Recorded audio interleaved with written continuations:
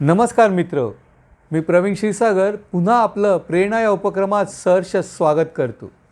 मित्र, आज आपण जाणून घेणार आहोत की इमोशनल इंटेलिजन्स म्हणजे त्यातला जो इंटेलिजन्स आहे, जी बुद्धी क्षमता आहे, वैचारिकता आहे, त्याचा आपण नित्य दैनंदिन कार्यक्रमात आपण कसा उपयोग करायचा हे आपण आज थोडं जाणून घेणार आहोत.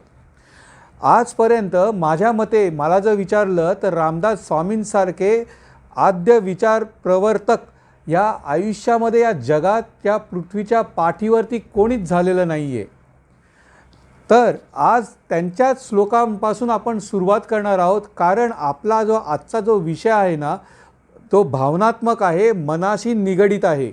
म्हणून त्या श्लोकांचा अर्थ आपण जर जाणून घेतला आणि ते इतके सोपे मराठी भाषेत त्यांनी सांगितलेत की त्याच्यावरती आपल्याला त्याचं विवेचन करायची सुद्धा गरज नाही. फक्त गरज आहे रोजच्या रोज त्या मनांचे श्लोक आपण नेहमी पठण करायला पाहिजेत. ते म्हणतात, गणाधीश जो ईश सर्वा गुणांचा, मूळारंभ आरंभ तो निर्गुणांचा, नमु शारदा मूळ चत्वार वाचा, गमुपंथ आनंत या राघवाचा. मना सज्जना भक्ती पंथेची जावे, तरी श्री हरी पावजे तो स्वभावे. जनी निंद्यते सर्व सोडोनी द्यावे, जनी वंद्यते सर्व भावे करावे. किती छान म्हटलेलं आहे त्या श्लोकात. पुढे तर ते म्हणतात, मना वासना दुष्ट कामा न ये रे, मना सर्वथा पाप बुद्धी नको रे, मना धर्मता नीती नको रे, मना अंतरी सार विचार राहो, मना पाप संकल्प सोडो नि द्यावा, मना सत्य संकल्प जीवी धरावा, मनी कल्पना ते नको विषयांची, विकारे घडे तो जनी सर्वचीची. नको रे मना क्रोध हा खेदकारी, नको रे मना कामना विकारी, नको रे मना लोभ आ अंगीकारू, नको रे मना मस्तरू दंभ भारू. पहा किती ते सुरेख श्लोकांमध्ये प्रत्येक वेळेला त्यांनी आपल्याला मराठी सोप्या भाषेत आपल्याला समजवलेलं आहे. या श्लोकाचं विवेचनच करावं लागत नाही आहे आपल्याला. पहा किती छान आपल्या रामदास स्वामींनी किती छान श्लोकांमध्ये सुंदररित्या सोप्या भाषेत आपल्याला सर्व काही सांगितलेलं आहे. जसं ते म्हणतात, नेहमी सत्य संकल्प घ्या, पाप संकल्प सोडून द्या, जे जनी वंद्यते सर्व भावे करावे, जनी निंद्यते सर्व सोडोनी द्यावे. क्रोध कधी करू नका. ज्यावेळेला ते सांगतात क्रोध कधी करू नका, वासना कधी धरू नका, अशा सोप्या भाषेमध्ये त्याने आपल्याला सांगितलेलं आहे. आणि मी फक्त एवढंच सांगू शकतो, त्या रामदास स्वामींचे जे मनाचे श्लोक आहेत ते रोज आपल्या आयुष्यामध्ये आणा, रोज त्याचं पठण करा. बघा आपलं आयुष्य किती सुंदर बनेल. तेव्हा आपण ज्या वेळेला म्हणतो की इंटेलिजन्स, बुद्धिमत्ता, वैचारिकता, तुम्हाला एक मी जस्ट फक्त एक माहिती देतो. डॅनियल गोलमन यांनी हा इमोशनल इंटेलिजन्सचा शोध लावला 1964 साली, म्हणजे माझ्या जन्माच्या अगोदर बरोबर 1 वर्ष. तेव्हा त्या वर्षी त्यांनी एक पुस्तक लिहिलेलं आहे इमोशनल इंटेलिजन्सवरती. जर तुम्हाला खरोखरी ते आणखी डीपमध्ये ज्ञान पाहिजे असेल तर आयुष्यात एकदा तरी ते पुस्तक वाचा. खूप सुंदर आहे ते. पण ते पुस्तक वाचल्यानंतर मला एक प्रकर्षाने जे जाणवलं की जिथे आपली भगवद्गीता आहे, जिथे आपली ज्ञानेश्वरी आहे, जिथे रामदास स्वामींचे मनाचे श्लोक आहे, हे तर साक्षात आपल्याला समुद्रामध्ये इतके डीपमध्ये नेतात. आणि मग ज्यावेळेला आपण खोलवरती समुद्रात जातो आणि खोलवरती खाली गेल्यानंतर जो अमृत कलश येतो ना, त्या अमृत कलशाचंच नाव आहे इंटेलिजन्स. त्याला ते म्हणतात विवेक बुद्धी.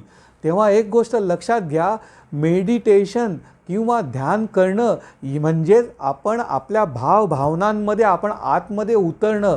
तेव्हा कुठे तुम्हाला तो अमृत कलश मिळेल इंटेलिजन्सचा.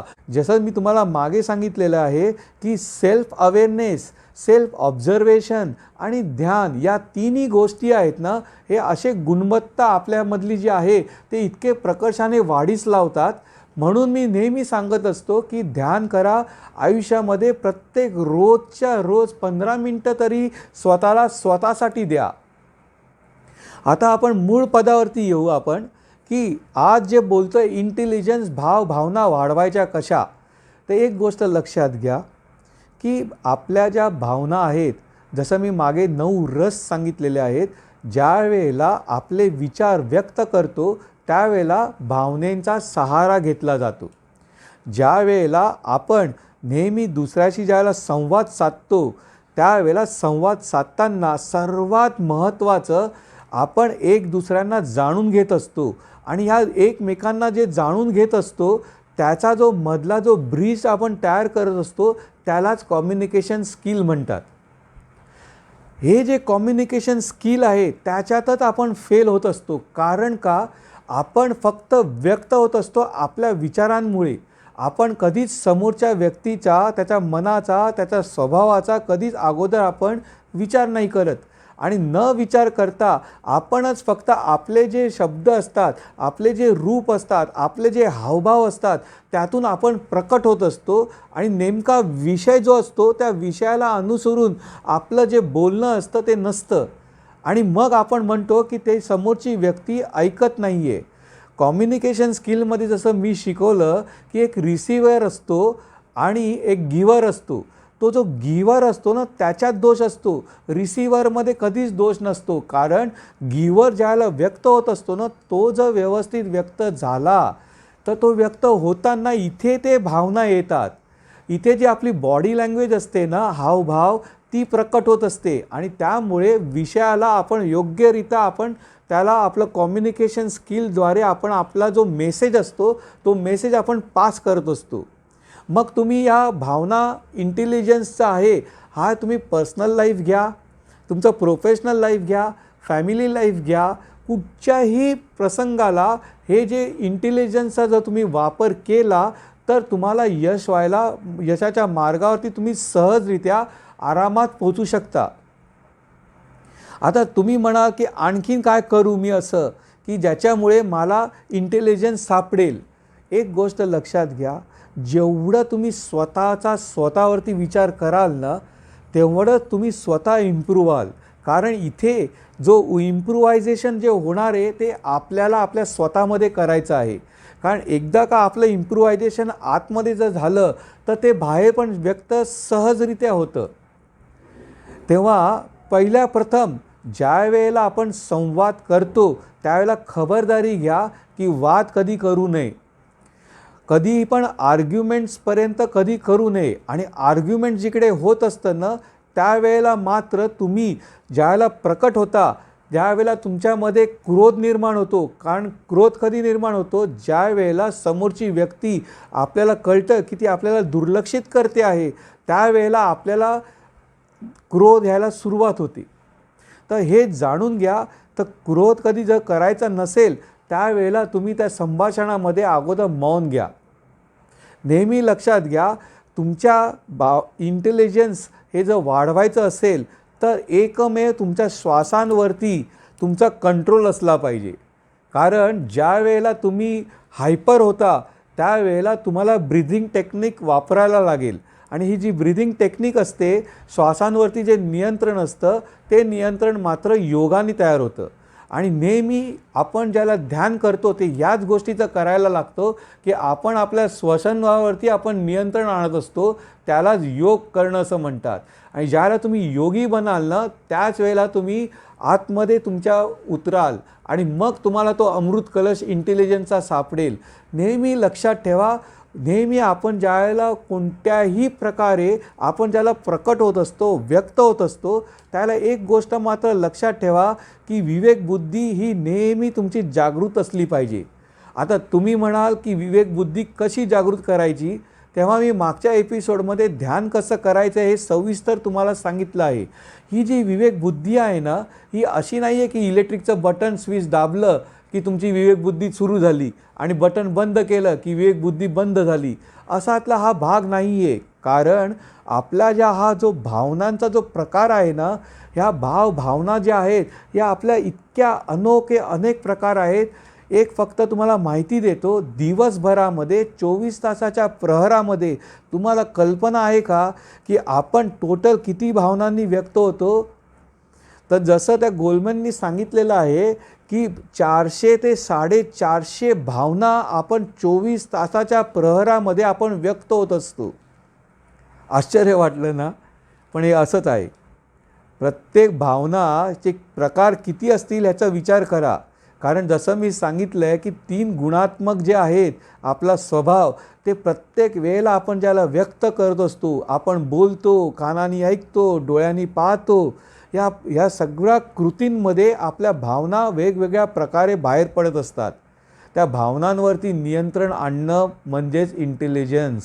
आणि ते इंटेलिजन्स आपल्यामध्ये फक्त ध्यानधारणेने होतं. आणि जर आपण ध्यानधारणा आणि मेडिटेशन केलं तर हा सर्व जो प्रकार आहे ना, हा स्वतःशी निगडीत असल्यामुळे आणि प्रत्येक गोष्ट आपल्याला समजून उमजून करायची असते. एक सांगतो तुम्हाला, जे मी माझ्या आयुष्यात केलं की अगोदर ज्या वेळेला मीही खूप हायपर होत होतो, ज्या वेळेला मीटिंग्समध्ये जायचो, हायपर व्हायचो, कारण समोरची व्यक्ती ऐकायचं नाही माझे आणि मी तर तळमळेने सर्व प्रकट व्हायचो की हे असं करा, हे केल्याने तुमचा फायदा आहे, हे केल्याने तुमचा तोटा आहे. पण ती लोकं ऐकायला तयार नसायची आणि तिथेच आमच्यांमध्ये नेहमी आर्ग्युमेंट्स आणि वाद व्हायचे. तेव्हा मी हे इंटेलिजन्स जे आहे हे मी जाणून घेतलं आणि नंतर मी त्याच्यावरती अभ्यास करायला लागलो. मी कधी काय करायचो की मी उगाचच मनामध्ये स्वतःवरती चिडायचो आणि स्वतःमध्ये एखादा विषय घेऊन मी त्याच्यावरती अभ्यास करायचो की मी स्वतःवरतीच क्रोधित व्हायचो आणि क्रोध झाल्यानंतर आरशासमोर मी बघायचो की मी कसा व्यक्त होतोय तो. आणि त्याच्यामुळे मला प्रात्यक्षिकरित्या मला समजायला लागलं की मी आर्टिफिशियली ज्यावेळेला विचार करायला लागलो त्या गोष्टींचा, त्यावेळेला मला कळायला लागलं की माझ्या शरीरावरती आणि माझ्या मनावरती किती परिणाम होतो. फक्त का तर ज्यावेळेला मी माझ्या भावना एक्सप्रेस करतो त्यावेळेला. कधी काय होतं, नको त्या वेळेला आपण नको त्या भावना आपण व्यक्त होत असतो आणि म्हणून आपल्याला अपयश मिळत असतं. तर नेहमी एक गोष्ट लक्षात घ्या, ज्या वेळेला तुम्ही दुसऱ्यांशी ज्यावेळेला संबंध जोडता त्यावेळेला अगोदर तुम्ही स्वतःचा विचार ज्यावेळेला करता त्याच्या अगोदर नेहमी दुसऱ्याचा अगोदर विचार करा, त्याच्या भावनांचा विचार करा, तो कोणत्या मूडमध्ये आहे त्याचा विचार करा आणि नंतर तो जर मूडमध्ये असेल त्याच वेळेला तुम्ही तुमचा मुद्दा मांडा. बघा गोष्टी किती सहज होऊन जातील. पण आपण दरवेळेला आपण जे करत असतो ह्या गोष्टी सहसा बारीक सारीक गोष्टी असतात, आपण त्या निदर्शनात आणत नाही. दुसरी एक गोष्ट, जर तुम्हाला समोरच्यांच्या जर भावना ओळखायच्या असतील ना, तर नेहमी आय कॉन्टॅक्ट्स वापरा. आपण काय करतो, ज्यावेळेला आपण एखाद्याशी बोलत असतो ना, तर आपण एकीकडे बघतो, एक दुसरीकडे बघत असतो, त्या व्यक्तीशी आपण जुळवूनच नाही घेत. आणि एक सांगतो तुम्हाला, डोळ्यातले भाव जे असतात ना, तुमचे शब्द जे आहेत, कान जे आहेत, सर्वांमध्ये व्यक्तिमत्व जे प्रकट होत असतं ना, या 2 डोळ्यांमध्ये होत असतं.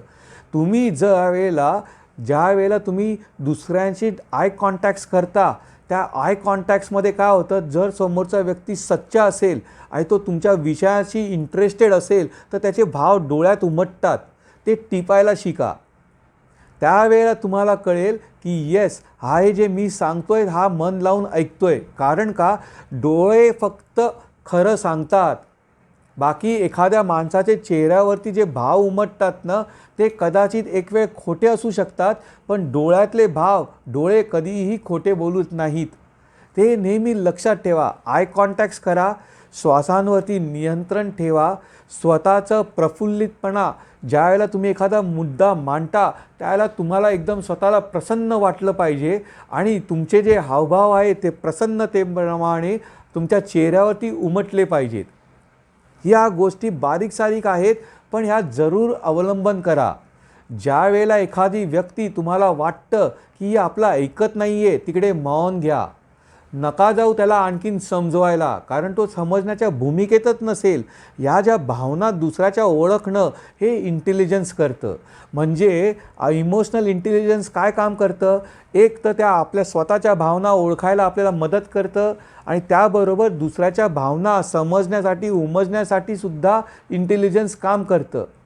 असं म्हणतात की आय क्यू म्हणजे आय क्यूप्रमाणे आपण सक्सेसफुल होऊ शकतो. आय क्यू हा जन्मतात असतो, तो जर बघितलं तर जसं गोलमॅननी सांगितलेलं आहे 20% हा 20% सक्सेसच्या त्याच्यावरती IQवरती डिपेंडंट असतं आपलं सक्सेस, आणि रिमेनिंग जे 80% आहे ते सगळं EQवरती आहे, म्हणजे इमोशनल इंटेलिजन्सवरती 80% आहे.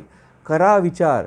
म्हणजे बघितलं का, जर तुम्हाला यशस्वी बनायचं असेल आणि यशाच्या शिखरावरती जर तुम्हाला टिकायचं असेल तर तुम्हाला जरूर अगोदर इमोशनल इंटेलिजन्सवरती काम करायला पाहिजे, नाही का?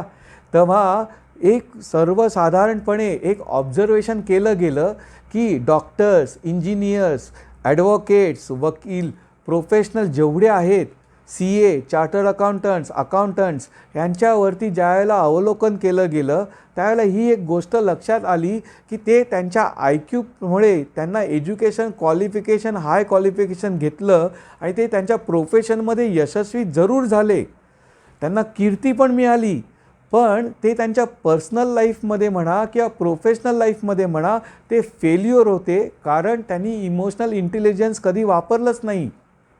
असे पण काही उदाहरणं समोर आलेली आहे अभ्यासानंतर. तेव्हा आजचा जो हा विषय मी तुम्हाला सांगितला आहे, हा इमोशनल इंटेलिजन्स हा नुसता आपल्याला आयुष्यामध्ये यशाकडे नेत नाही, तर आपलं आयुष्य हे समृद्ध करत असतं. आपल्या आयुष्यामध्ये आपलं व्यक्तिमत्व, आनंद हे कसा प्रत्येक क्षणी येईल आणि आपण कसं स्वानंदामध्ये जगू आणि इतरांनासुद्धा आपण आनंदित करू शकू, आणि आपले संबंध महत्त्वाचं लक्षात ठेवा, आपलं उभं आयुष्य जे आहे ना हे रिलेशनशिपवरती आहे. इमोशनल इंटेलिजन्सवरती जर तुम्ही काम केलंत ना आणि प्रत्येक व्यक्तीला जर तुम्ही समजून उमजून घेऊन त्याच्याशी जर संवाद साधला आणि त्याला जर तुम्ही ओळखलं तर तुमचे रिलेशनशिप जी आहे ना ती इतकी सुंदर होते. आणि मग रिलेशनशिप एकदा सुंदर झाली की मग तुम्ही ते पर्सनल लाईफमध्ये असो तरी तुमचं आयुष्य सुंदर झालं, प्रोफेशनल लाईफमध्ये जर रिलेशनशिप मिळाली तर तुमचा बिझनेस ग्रोथ होतो. अरे असे कित्येक तुम्हाला मी एंटरप्रेन्युअर्सची नावं सांगू की जे यशस्वी जरूर झाले, इंडस्ट्रियलिस्ट झाले, पण केवळ ते काही कारणांमुळे या इमोशनल इंटेलिजन्स न वापरल्यामुळे त्यांचा ग्रोथ हा एकदम स्टॅग्नंट राहिला. तेव्हा प्रोफेशनल लाईफमध्ये सुद्धा नोकरी करणारा असो किंवा एंटरप्रेन्युअर असो किंवा कोणत्याही प्रोफेशनलमधली व्यक्ती असो किंवा आपल्या कुटुंबामध्ये आपण व्यक्त होत असू, पर्सनल लाईफ असो, प्रोफेशनल लाईफ असो, पण इमोशनल इंटेलिजन्स हा जो व्यक्ती आहे, हा जी बुद्धिमत्ता आहे ही प्रत्येकाला डेव्हलप करता येते. जसं मी सांगितलं की IQ हा जन्मजात असतो, पण ही एक स्किल आहे. इमोशनल इंटेलिजन्स ही स्किल म्हणून ओळखली गेली आहे. असं नाही आहे की तुम्हाला सर्व भावनांचे खेळ आहेत ते तर खेळ खेळणारच आहेत, तुम्हाला त्या आवडो किंवा न आवडो. कारण आपण ज्याला आयुष्यात जगत असतो ना, त्या आयुष्यात जगताना ह्या ज्या इमोशन्स आहेत ते तुम्ही कंट्रोल करा, नियंत्रण नका करू, त्या व्यक्त होणारच आहेत. आपल्याला फक्त एवढंच बघायचं आहे की ते जे आपल्या ज्या भावना आहेत ना, त्या भावना नियंत्रण करण्याच्या ऐवजी आपल्याला ते रेग्युलराईज करायचे आहेत. कळलं मी काय सांगतोय ते? आपण नियंत्रण करण्याचा उगाच प्रयत्न जास्त करू नका, त्यांना रेग्युलराईज करा. त्यांचा जो प्रवाह आहे ना ते फक्त प्रवाह तुम्हाला दुसरीकडे योग्य मार्गावरती टाका. म्हणजे क्रोध पण हा लागतोच आपल्याला आयुष्यामध्ये, कारण लोक म्हणतात की क्रोध करू नको. मी म्हणतो क्रोध असल्याशिवाय तुम्ही पॅशनेट होणार नाही.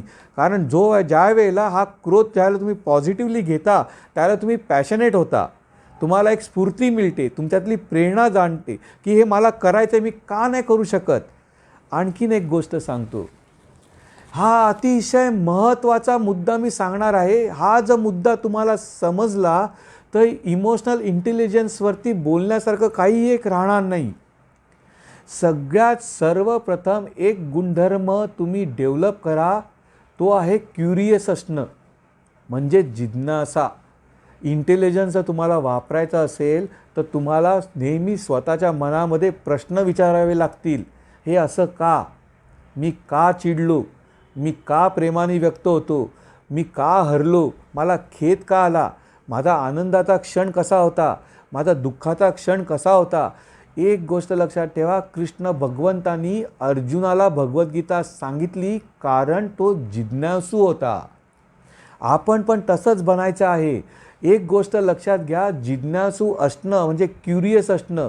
जेवढे हुशार व्यक्तिमत्व आजपर्यंत मी इमोशनल इंटेलिजन्सचा ज्यांनी ज्यांनी वापर केला आहे, त्यांच्या मुळाशी ज्याला गेलो त्याला फक्त एकच गोष्ट माझ्या लक्षात आली, आणि ती मी अतिशय महत्त्वाची शेवटचं मी सांगतोय, ते नीट लक्षात ठेवा. तुम्हाला इंटेलिजन्सवरती, नियंत्रणावरती जास्त काम करायचं नाही आहे. तुम्ही मात्र थोडेसे जिज्ञासू बना. इंटेलिजन्स बनण्यासाठी थोडंसं क्युरियस व्हा. स्वतःकडे जास्त लक्ष द्या आणि स्वतःच्या मनाला विचारत जा की मी असा का वागलो, मी असं काय करावं, नेहमी हा काय करायचा आहे ना, हा प्रश्न स्वतःला विचारत जा. तुम्हाला बघा तुमच्याच प्रश्नाची उत्तरं सहजरित्या सापडत जातील. स्वतःला वेळ द्या आणि जाणीवपूर्वक तुम्ही क्युरियस बना. जिज्ञासू बनायला मुळापासून तुमचा स्वभाव लागत नाही, तो बनवता येतो. जसं तुम्ही एक छोटंसं उदाहरण देतो आणि आजचा विषय मी संपवतोय. एक गोष्ट लक्षात ठेवा, आपल्या आयुष्यामध्ये जसा विषाद येतो ना, ज्या वेळेला आपण फ्रस्ट्रेशनमध्ये जातो, ज्या वेळेला आपल्याला खेद होतं, ज्या वेळेला आपल्याला दुःख होते, ज्या वेळेला आपल्याला करुणा जागृत होते आणि आपल्याला कळत नाही काय करायचं नेमकं, पुढचा क्षण आला मी कसा काय फेस करू, प्रॉब्लेम मोठा हिमालयासारखा वाटतोय, दुःखदायक वाटतोय, त्यावेळेला एक गोष्ट लक्षात ठेवा, अर्जुनाला आणि भगवद्गीतेचा जो उगम आहे ना, तो उगम विषाद योगातूनच झालेला आहे. अर्जुनाला ज्यावेळेला करुणा आली ना, त्या करुणोपोटी त्याचा विषादामध्ये रूपांतर झालं आणि म्हणून तो कृष्णाला त्यांनी विचारलं की तो विषाद योगामध्ये आहे, आता तू त्याचं मला मार्गदर्शन दे. तेव्हा भगवद्गीतेचा जन्म झालेला आहे. तेव्हा एक गोष्ट लक्षात घ्या, ज्या वेळेला यापुढे आपल्या आयुष्यात असे क्षण कित्येक येतील आणि येतातच, मग ते लहानपणी असो, बालपण असो, तरुणपणी असो, वृद्धाश्रमी असो, कोणत्याही आयुष्यामध्ये क्षणाला आपण विषाद हा आपल्याला येतोच येतो. आजपर्यंत कधीच असं होणार नाही की मी सदैव आनंदी आहे. आजपर्यंत कधी असं होणार नाही की मी सदैव दुःखी आहे. आजपर्यंत असं कधी होत नाही की मी नेहमीच रागवतो. हे सगळं मिश्रण आहे.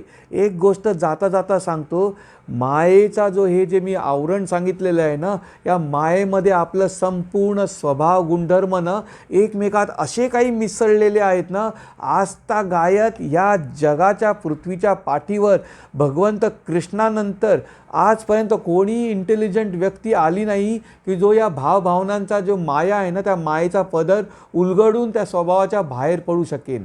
त्यामुळे एक गोष्ट लक्षात घ्या, तुम्ही आयुष्यामध्ये तुम्हाला रागही येणार आहे, प्रेमही येणार आहे, दुःखाचे क्षणही असणार आहात, त्यांना तुम्ही भोगणार आहात, आनंदी पण राहणार आहात, चीड पण येणार आहे, द्वेष पण होणार आहे, मत्सर पण होणार आहे. किती किती तुम्हाला स्वभावाचे पैलू सांगू. त्या 9 रस जे सांगितलेले आहेत त्याला तुम्ही n नंबर्सनी जर मल्टिप्लाय केलं ना, तर प्रत्येक व्यक्तीच्या गुणधर्मानुसार त्याचे हावभाव व्यक्त होत असतात. तर हे कायम आहेतच. याचंच नाव आपलं आयुष्य आहे, याचंच नाव आपलं जीवन आहे. पण हे जे गुणधर्म आपले व्यक्त होत असतात ते कधीकधी निगेटिव्ह फोर्समध्ये जातात आणि आपल्याला यशाचा द्वार दिसत नाही आणि आपण अपयशामध्ये गुरफटून जातो. तेव्हा या मायाजालमधून बाहेर पडायचं असेल तर नेहमी ध्यान करा, स्वतःवरती नेहमी मनन करा, जिज्ञासू बना, नेहमी क्युरियस बना, नेहमी आय कॉन्टॅक्ट्स वापरा, नेहमी दुसऱ्यांच्या मनातले स्वभाव उमजायला शिका. दुसऱ्याला समजून घेतल्यानंतर तुम्ही कोणती गोष्ट योग्यच्या वेळेला योग्य डिसिजिव्ह बना, म्हणजे योग्य निर्णय कधी घ्यायचा हे स्वतःला आपल्याला शिकायला मिळतं. असे जे प्रकार आहेत, हे सगळे जे टिप्स आहेत ते रोजच्या रोज दैनंदिन कार्यक्रमात जर आपण आणले तर आपलं आयुष्य, मेन थिंग आपलं जे रिलेशनशिप आहे, मग ते नवरा बायकोचं असो, वडील मुलाचं असो, फॅमिलीमध्ये कोणत्याही मेंबरचं असो, सोसायटीमध्ये सोशल लाईफमधलं असो किंवा प्रोफेशनल लाईफमध्ये असेल, हे सर्वत्र जिकडे जिकडे तुम्ही व्यक्त व्हाल ते योग्य रीतीने व्यक्त होण्याचं काम फक्त इंटेलिजन्स करत असतं. तेव्हा मी अपेक्षा करतो की हे जे काय मी सांगितलं आहे हे त्याचा विचार करा, सातत्यपूर्व अभ्यास करा आणि जिज्ञासू बना आणि स्वतःचा स्वभाव बदलण्याच्या फंद्यात पडू नका. पण योग्य त्या मार्गाने त्याचा आपल्याला उपयोग करता आला पाहिजे. तेव्हा तुम्हाला यशाचं द्वार ओपन होईल आणि मग तुम्हाला स्वतःला आनंदित आणि प्रफुल्लित बनाल आणि मग तुमचं आयुष्य सुजलाम सुफलाम झाल्याशिवाय राहणार नाही. आणि आपण जर आनंदी असेल तर अख्खं जग आनंदी आहे, आपण जर दुःखी असू तर अख्खं जग दुःखी आपल्याला दिसतं. तेव्हा मी प्रवीण क्षीरसागर आज आपली रजा घेतो. पुन्हा आपण भेटू एका नवीन विषय घेऊन आणि मग आपण आणखीन आपलं आयुष्य कसं यशवंत बनवायचं, कसं कीर्तिवंत बनवायचं याचा आपण अभ्यास करून घेणार आहोत. आजच्या पुरता मी आपला निरोप घेतो. नमस्कार.